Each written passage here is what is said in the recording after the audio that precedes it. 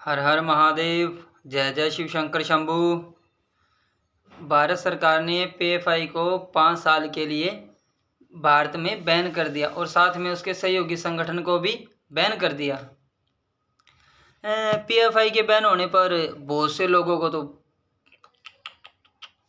कहाँ कहाँ दर्द हुआ होगा। ओए होए होए होए, कहाँ कहाँ जलन हुई होगी। जब पीएफआई बैन किया था, ये पीएफआई बैन किया था और उसकी जब नोटिफिकेशन आया था, इसकी खबर जब चली थी, टीवी चैनलों में चली थी, कुछ समय तक तो देश विरोधियों को पता भी नहीं होगा, सोचा कोई मजाक कर रहा है। लेकिन तब टीवी में चली, तब अमित शाह का नोटिफिकेशन आया, बयान दिया, भाई केंद्र सरकार ने पीएफआई को 5 साल के लिए बैन कर दिया। तो कितने देश विरोधी लोगों की सूझी होगी। ओए, सोचने वाली बात है। कितने पिछवाड़े कितने लाल हुए होंगे भाई। इतने लाल के टमाटर भी लाल नहीं होता होगा जितने उनके पिछवाड़े लाल हुए होंगे। और जलन निकल रही होगी शायद पीएफआई बैन होने के कारण। जिन लोगों के पिछवाड़े सूजे हुए हैं, जिनमें जलन लगी हुई है, वो आयोडेक्स लगाओगे, सिक्का लगाओगे या फिर बोरोलिन मंगानी पड़ेगी। बोरोलिन मंगा लो। और जब पीएफआई बैन हुआ होगा, उनको पता लगा होगा, देश विरोधी लोगों को, जो देश भारत के खिलाफ गतिविधियां करते हैं, देशद्रोही हैं जो, ठीक है, भारत के खिलाफ हमेशा खड़े होते हैं। जब उनको ये खबर हुई होगी कि भाई पीएफआई भारत सरकार ने 5 साल के लिए बैन कर दिया होगा, पहले तो उनको नहीं लगा होगा, लेकिन जब पूरी तरह श्योर हो गया उनको, भाई हाँ बैन हो गया, तो पहले तो उनको एकदम अटैक सा आया होगा। उसके बाद फिर ओए होए होए, उनको जो तकलीफ हुई है ना, और चूरने, पिछवाड़े में चूरने होंगे, जलन हुई होगी। और ऐसी जलन, ओए होए, जब जिस दिन पीएफआई बैन हुआ है ना, जब पीएफआई बैन हुआ हुआ उसी समय मुझे लगता है बर्नोल का प्रोडक्ट तो बहुत बिका होगा। शॉर्टेज आ गई बर्नोल के प्रोडक्ट की तो, और अभी धड़ाधड़ धड़ाधड़ धड़ाधड़ बिक रहा है भाई। पीएफआई बैन होने पर जिसको पिछवाड़े में ज़्यादा जलन है, आयोडेक्स से और सेक्के से भी अगर काम नहीं चल रहा तो उसी से ही चलाना पड़ेगा। बर्नोल की शॉर्टेज तो होगी। और पीएफआई को क्यों बैन किया गया सबको पता है। विपक्ष, मेरे भारत का विपक्ष जितना घटिया और धूर्त है ना, जितना घटिया और धूर्त मेरे भारत का विपक्ष है ना, उससे अच्छा विपक्ष पाकिस्तान का, पाकिस्तान के लिए है। कम से कम वो पाकिस्तान का विपक्ष पाकिस्तान के लिए कभी भी एक शब्द नहीं उल्टा बोलता, ना उसके कभी खिलाफ खड़ा होता। लेकिन भारत का विपक्ष मोदी विरोध में भारत का विपक्ष भारत के ही खिलाफ खड़ा हो जाता है। अनेकों बार खड़ा हुआ, हर बार इग्नोर किया। 370 में खड़ा हुआ, राम मंदिर में खड़ा हुआ, और काशी में खड़ा हुआ, कोरोना आया उसमें भी भारत के खिलाफ खड़ा हुआ, सब में खिलाफ खड़ा हुआ। पीएफआई बैन हो गया, इसमें भारत का विपक्ष पूरी तरह से मोदी विरोध में भारत के विरोध खड़ा है। और पीएफआई बैन होने पर सभी मुस्लिम दुखी नहीं है, बहुत मुसलमान खुश भी हैं इससे, बहुत मुसलमान खुश भी हैं इससे, खुश भी हैं, क्योंकि पीएफआई के कारण उन लोगों के, मुसलमानों के ऊपर भी अनेकों धब्बे लगते थे, क्योंकि आतंकी संगठन के साथ कनेक्शन पीएफआई के, विदेशों से खाड़ी से फंडिंग आती थी पीएफआई को, भारत में दंगे के लिए फंडिंग जाती थी पीएफआई से हैं। और सबसे बड़ा आरोप तो ये भी है कि पीएफआई युवाओं को नौकरी का झांसा देकर, विदेशों में जो स्टूडेंट पढ़ने जाते हैं उनको नौकरी का, पैसे का लालच देकर आईएसआईएसए में आतंकी ट्रेनिंग देता था। उनको बेला फुसला करके जो भी ये बोलते हैं, मैं तो नहीं मानता कि जो अपना अच्छा बुरा देख सकता है वो कुछ पैसे का लालच मिल जाएगा उसे। फिर भी जो भी है यार, आतंकी संगठन में आतंकी ट्रेनिंग दुआ के फिर भारत में बम बन के बुड़ूम भारत के खिलाफ बन के फूटो, ये सब गतिविधियां करता था। और एनआईए को, पीएफआई में जब रेड पड़ी, एनआईए को जो सबूत मिले है ना, उन सबूतों को देखकर पीएफआई एक ही बात बोलती है, अगर हमें शूट करने का ऑर्डर होता ना तो हम इनको सबूत के तुरंत बाद ही शूट कर देते, जो पीएफआई के सदस्य अरेस्ट करे हैं। और अभी तो धड़ाधड़ पकड़ चल रही है, रेड पे रेड, पकड़ पे पकड़, जो भाग रहे सब तो बचे जाओगे, सबके पिछवाड़े ठपाक ठपाक सूझ के एड्डे एड्डे हो जाने हैं भाई, एड्डे एड्डे। इतने मोटे मोटे हो जाएंगे सूझ गए। ठीक है, पीएफआई के जो सदस्य पकड़े गए हैं। और जो भारत में रहकर भारत के ही खिलाफ जो लोग खड़े होते हैं, मैं हिंदू मुस्लिम की बात कर रहा हूं, मैं फिलहाल सब की कर रहा हूँ, जो भारत के खिलाफ खड़े हो जाते हैं ना, भारत की खाते हैं, भारत में रहते हैं, भारत में जन्म लेते हैं, भारत में ही बड़े होते हैं, भारत में पढ़ते बढ़ते हैं, भारत में पढ़ते लिखते हैं, भारत में ही कमाते खाते हैं, और फिर जिस मिट्टी को खाकर बड़े हुए हैं, सबसे बड़ी बात, उसी मिट्टी को लात मार के फिर उसी के खिलाफ खड़े हो जाते हैं, वो लोग, उनके साथ वो लोग भारत में रहने के लायक ही नहीं है, भारत में रहने के लायक ही नहीं है जो विपक्ष। क्योंकि भारत का एक विपक्ष तो ऐसा है जिसको ना तो देश से मतलब है, ना आर्मी से मतलब है, ना देशभक्ति से मतलब है, ठीक है, ना देश को आगे ले जाने से मतलब है, बस उनको डांडी मारनी है। कहने का मतलब है कि हर जगह अपनी ऐसी तैसी करवानी है। एक मोदी विरोध के चक्कर में देश, मोदी विरोध करते करते देश का विरोध करेंगे ही करेंगे, क्योंकि विपक्ष, भारत का विपक्ष तो ऐसा है ना, कोई भी देश अपने आर्मी वाले से सबूत नहीं मांगता। बालाकोट में जब सर्जिकल स्ट्राइक हुई थी, उड़ी में सर्जिकल स्ट्राइक हुई थी, बालाकोट हुआ था, उस समय आर्मी से सबूत मांगे गए थे, आर्मी को खून की दलाली बोला गया था, गली का गुंडा मारे विपिन रावत साहब को बोला गया था, लेकिन फिर भी अपने आप को देशभक्त बताएंगे कि हम देश के खिलाफ नहीं, मोदी जी देश के खिलाफ बताते हैं। वो भी मुद्दा छोड़ दिया, सब कुछ 370 जब हटी तो भी ये भारत के खिलाफ खड़े थे।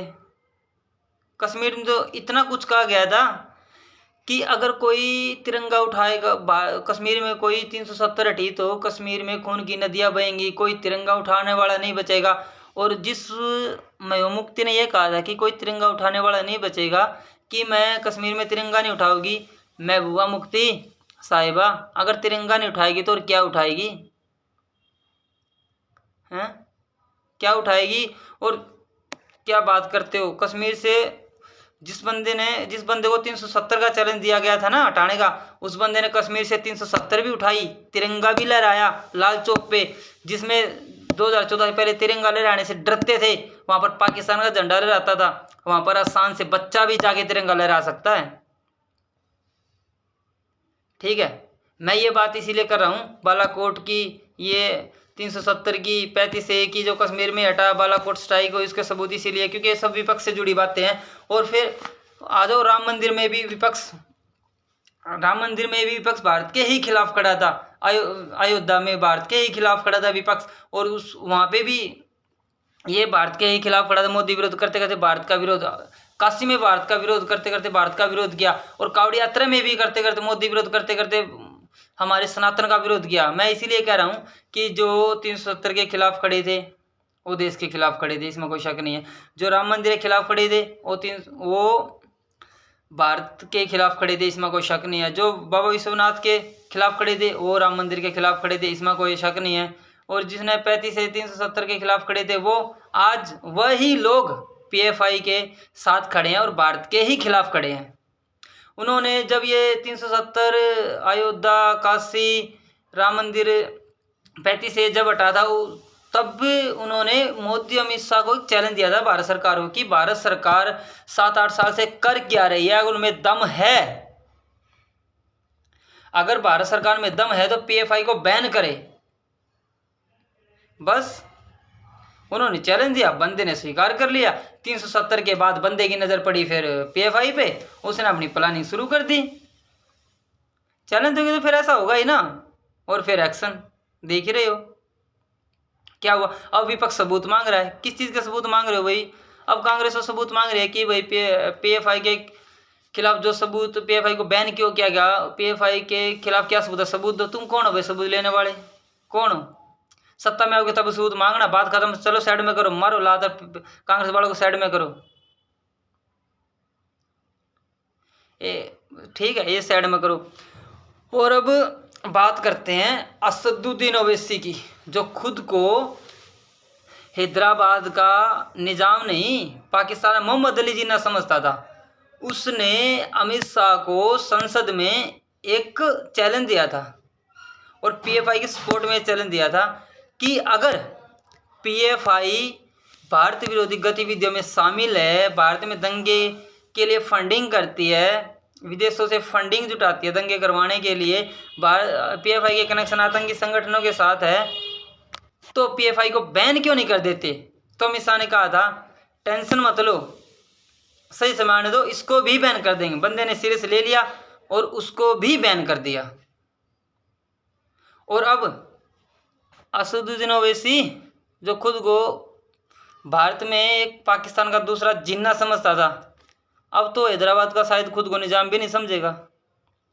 और असदुद्दीन ओवैसी के साथ साथ में वो सभी लोग जो भारत के खिलाफ खड़े होते हैं, पीएफआई के सपोर्ट में खड़े हैं, जो पीएफआई की सपोर्ट में खड़े हैं, उन सब से मैं तो फिर वही बोलूँगा ना, क्यों पीएफआई बैन होने पर सूजी है, जलन हो रही है, पिछवाड़े में चूर्णे हो गए, लाल होगी, सूज का गुब्बारा होगी, कुछ अच्छा नहीं लग रहा।